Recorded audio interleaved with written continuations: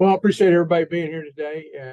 Obviously, not the performance that we wanted to put on the field against the University of Cincinnati. Credit them for the way they played and Coach Satterfield having them prepared and ready to go. We've got a lot of things that we'll work on this week to fix, to improve. You make your biggest week improvement from week 1 to week 2, and so we are definitely looking forward to making some of those improvements.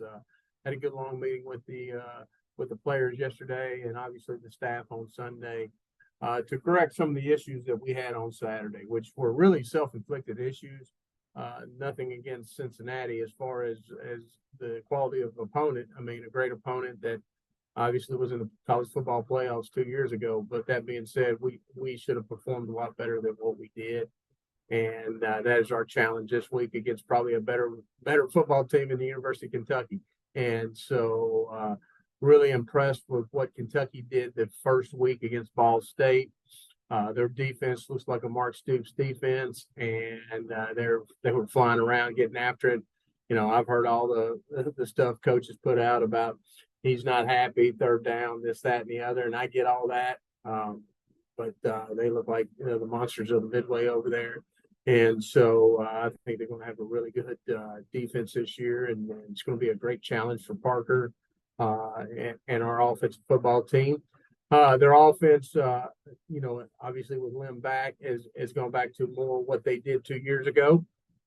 And I think you can see the evident and the speed in the wideout department with Barryon Brown and Dane Key, both tremendous players. And Robinson is another one that probably doesn't get his due. The tight ends are physical and playing well.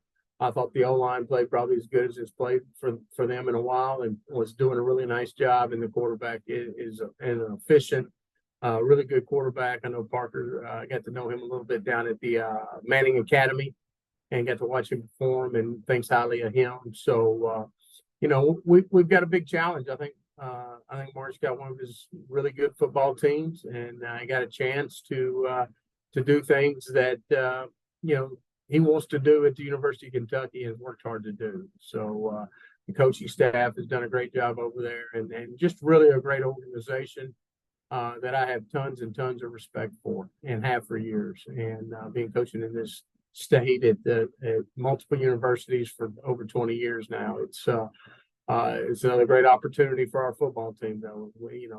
We're not going to shy away from that opportunity. We're looking forward to that opportunity. I know our fans are looking forward to it. The city of Richmond, and now we're excited about traveling up on Saturday to play at Kroger Field. With that, I'll open it up for any questions.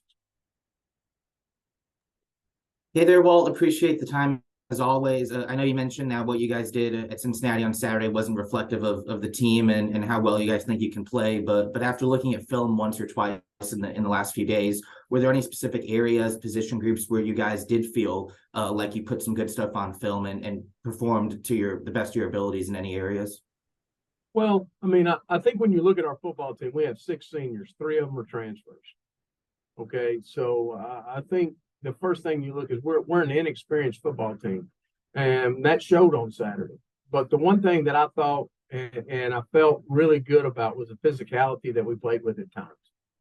We went out and I thought our strain and our physicality up front on both sides of the ball and our front seven and just overall as a team was where it needed to be. Where we lacked on Saturday was the trust and the consistency to do the things that you have to do to win in games like that when you're an FCS opponent going against an FBS opponent. And, we put our pants on just like they do. All that good stuff is true, but you can't go out and make silly, stupid mistakes over and over and over again and expect to win. That's what our motto is, expect to win. And I don't know if we felt like, because it's the first game, a lot of guys playing for the first time, that they felt like they needed to go out and do something extra. No, they just got to play hard. And if you play to a standard and play extremely hard every time you go out and play, I think you'll have success, and you'll find out that is more successful than trying to do some things on your own. Yeah. Well, thanks again for today. Two things for you, if you don't mind. One, yes, sir. You know Mark really well, but you also know Brad White really well. So when you talk about that defense impressing you, what jumps out the most? And the second thing, I know Maxwell has been through kind of a tough time recently and all. What kind of help have you kind of been to him there, maybe because of an experience you had yourself?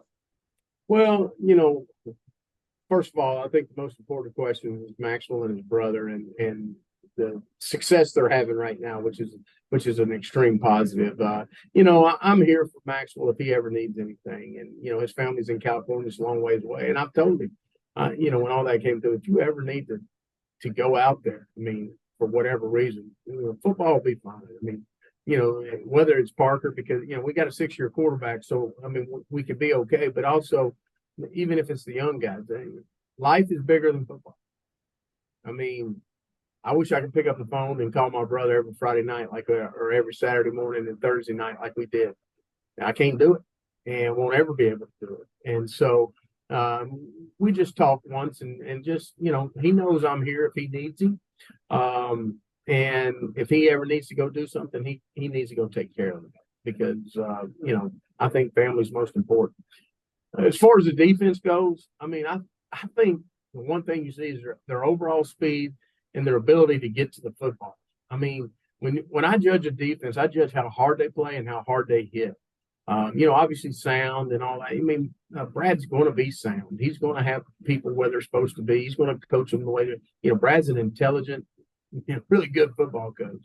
And, but they run to the ball and they hit. I mean, I think if you'll take number 3, the name slipped me right now. He wasn't there when I was there, so it's hard to remember. But he hit that dude on the sideline on that fumble, and the way he hit him with his shoulder and didn't use his head, and all the things that go into that hit. But there was another one that was just as impressive when him coming off the edge. I mean, they're a physical football team, and that's a Mark Stoops football team. That's a Brad White defense. That's how they're breeding it over there, and has been for years. I mean, I can go back to when I was coaching against them when I was at the University of Tennessee, and you could see it coming. And so I think that's what's most impressive about their defense. Thanks. So for the upcoming season, what do you expect to be the biggest hurdles, and how are you going to be defensive against possible obstacles for players? Okay. Well, I think when you're talking about the season, I think you get into, we've got a lot of different things. I mean, the number one thing is gaining experience, quickly so that we can win football games. And the only way to do that is go out and let people play. And I think if you look at our Cincinnati game, we've played a lot of people, both defensively and offensively. And so I think number one is gaining the experience that we need to have to be able to be successful in the games that we've got left, which are 10, obviously. Can you repeat the last part of that question? I'm sorry. Just, how are you going to be defensive against any obstacles that players may face throughout the season? Well, I think when you're talking about being defensive, I think we try to be proactive for our players. I'm assuming it's an off the field potentially question, maybe, or an injury type question. We try to do everything we can, give them every advantage we can give them to make sure that they understand what they need to do to be able to be out on the field and be successful. We have different types of treatment plans, mental health plans, anything that can come up. We try to make sure that we are proactive instead of reactive. All right. Thank you. Yes, ma'am. Hey, Coach. Hey, what's going on? Oh, nothing A little much. better mood today than I was Saturday. Yeah, much better mood. Love to see it. No, Coach, you talked about the lack in trust with your guys, just I guess from last Saturday. How do you, I guess, build that trust in such a short amount of time when you have a team like Kentucky up next on the schedule? Well, I think it started yesterday in our meetings. Well, first of all, it started Sunday in our coaches' meetings. It's not all players that make mistakes, and it's not all coaches that makes mistakes. It's us as a team that made the mistakes. And I think that's the number one thing we got to understand is the team made all the mistakes. It wasn't just the players. It wasn't just the coaches. It's a combination of both those. And I do feel like that some of our players went out there and tried to do, even though it was one of our points of victory, you don't have to do anything heroic. You just got to go do what you've been taught to do. they felt like they needed to do extra.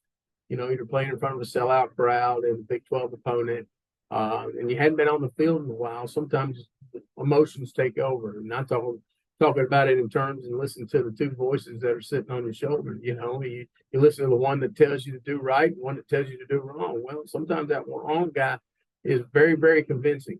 And we have to listen to the one that sits on our shoulder and tells us the right stuff to do, because that's the one that we can build the trust with.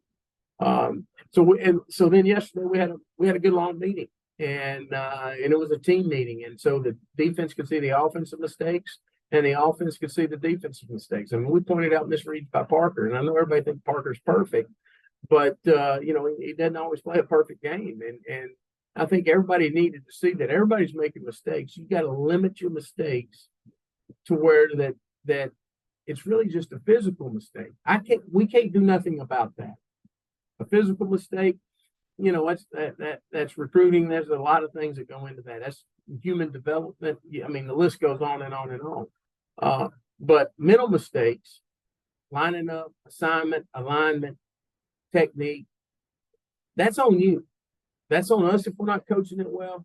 And that's on you if you're not going out there and performing it when you're supposed to.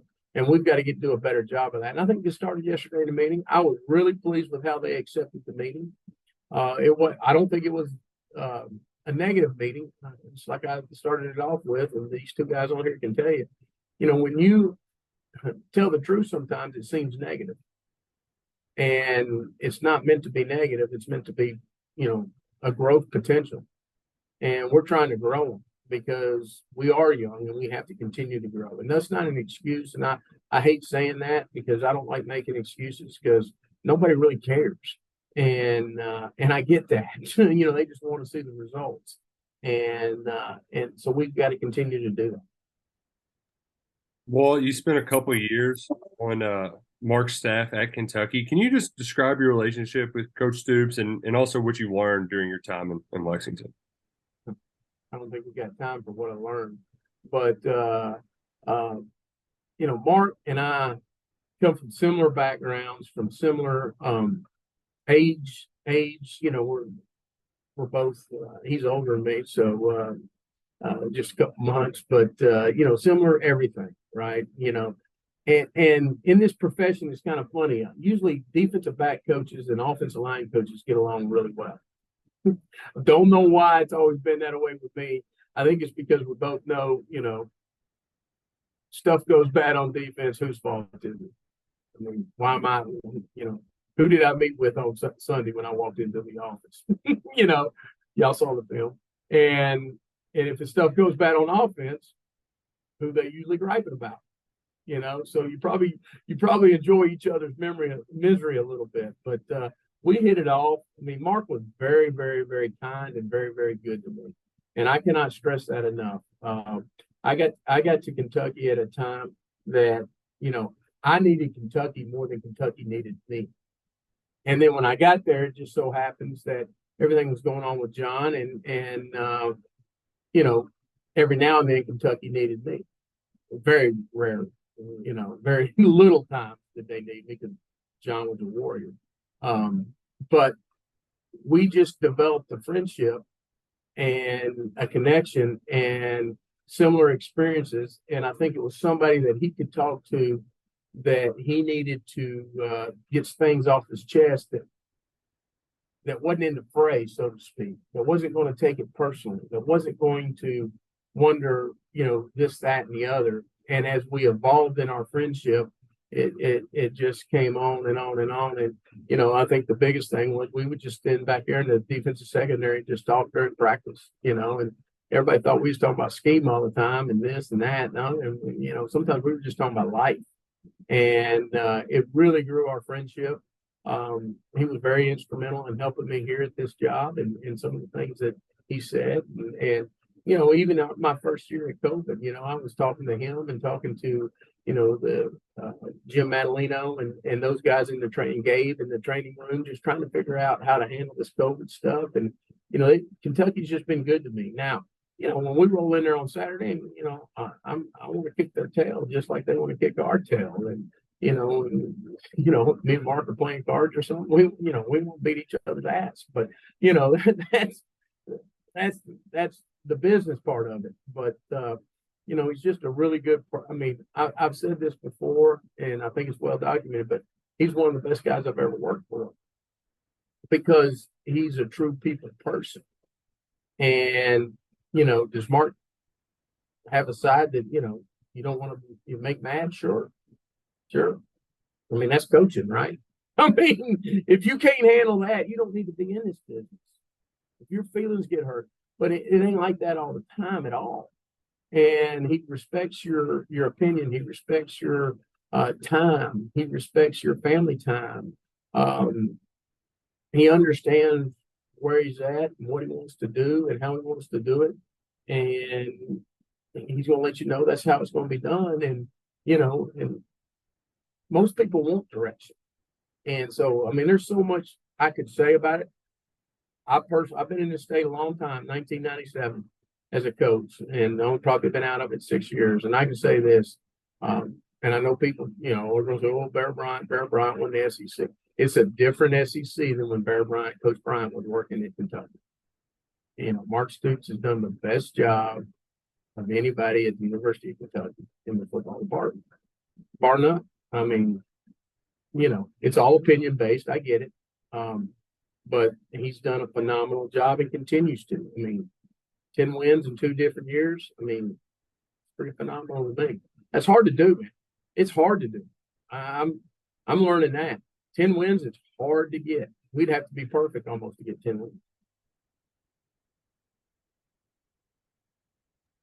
It's kind of hard to follow that, Walt. I'm not just I'm not trying to be a campaign manager. I just, I just really respect him. And, there's things he did when I was in my heart deal and that people don't know about. And that whole staff did. And I've been gone for 3 years. And, it's just shows you the type of people that he hires. You win with people. And that's what he's winning. Well, one of those he hired. Hopefully not Saturday, though. Hopefully not Saturday. One of those he hired 2 years ago was Zach Yentzer, and you talk about the offensive line played better than what you had seen. From what did you see that maybe a person like me wouldn't notice? What made you say something like that? I just see him hitting targets better, playing more physical, coming off the ball better, playing as one to better. Zach. I recruited Zach here to EKU. And Zach and my old line coach, Eric Losey, were roommates at East Tennessee State. So I've known Zach or about Zach for a long time. And, Zach's a good football coach, and he'll continue to get them going in the right direction. I mean, it's tough sledding in the SEC when you're playing up front, okay? It's not easy because everybody says it's a line of scrimmage league, and it is. And guess what else it is? It's a defensive line of scrimmage league. That's the difference, right? That's the difference in the Big Ten and the SEC is not as much as the O-line, in my opinion, as it is the D-line. Go back and look at the draft records. It'll prove it to you. So it's tough sledding, and you got to be thick-skinned. You got to be tough, and you got to understand that you got to get movement and decide what's important to get that movement. And they'll be fine. I mean, they're young up front in some areas and different things, and that's what I see. But I see them growing from last, because we watched last year's tape, obviously, and then watched this year's tape. And then we watched 2 years ago tape because Lim was there 2 years ago. And you can just, there's 2 or 3 NFL players on that line 3 years ago. So you just got to continue to work and grow and only worry about what the man above you says, and I'm not calling, I'm talking about the head coach and the coordinator, and make sure that they are happy with your production. Walt, you spoke a second ago about maybe eliminating alignment, schematic kind of mistakes, and when you see what Kentucky's able to do on kickoff returns, the kick returner Barron Brown took another one back for a touchdown last week. Can you just kind of describe what goes into game planning against that and how you try and make sure your special teams kickoff coverage is as sound as possible when a guy has that kind of speed back there? well, we're going to kidnap Barryon when he comes off the bus for the catwalk, and we're going to tie him up until after all the kickoffs are over. But no, what we're really, I mean, obviously you got to have a plan for him. I mean, he's proven it against Ole Miss. He's proven it against Ball State. He's proven it against other people how fast he is. And I'm a Nashville native, and I'm a former teammate of his high school coaches. So I've heard about Barryon since he was about an 8th grader, and how well he can run. So, I mean, he's dynamic. I mean, he's not like thick, big, but he's tall, he's long, he's got range. And when he gets that stride going, it's going to be hard to stop him. So we're going to have a plan for that. Number one plan is to tell Patrick to kick it out of the end zone. And when I say out of the end zone, I mean out of the end zone, so he can't catch it. And then we'll let him have the ball, where they spot the ball, and we'll go from there. But we will have a plan for him, and our special team coaches, Deck Day and Chris Franklin, do a great job with that. I was really pleased with our special teams, with the change in coordinator that we had, and those 2 young men stepping up on our staff. And I thought we played solid special teams on Saturday too against Cincinnati. I thought that was one of the improvements we had. So we'll have a plan, and hopefully we'll execute it. All right, Coach. Thanks for joining us this morning. I appreciate y'all being here.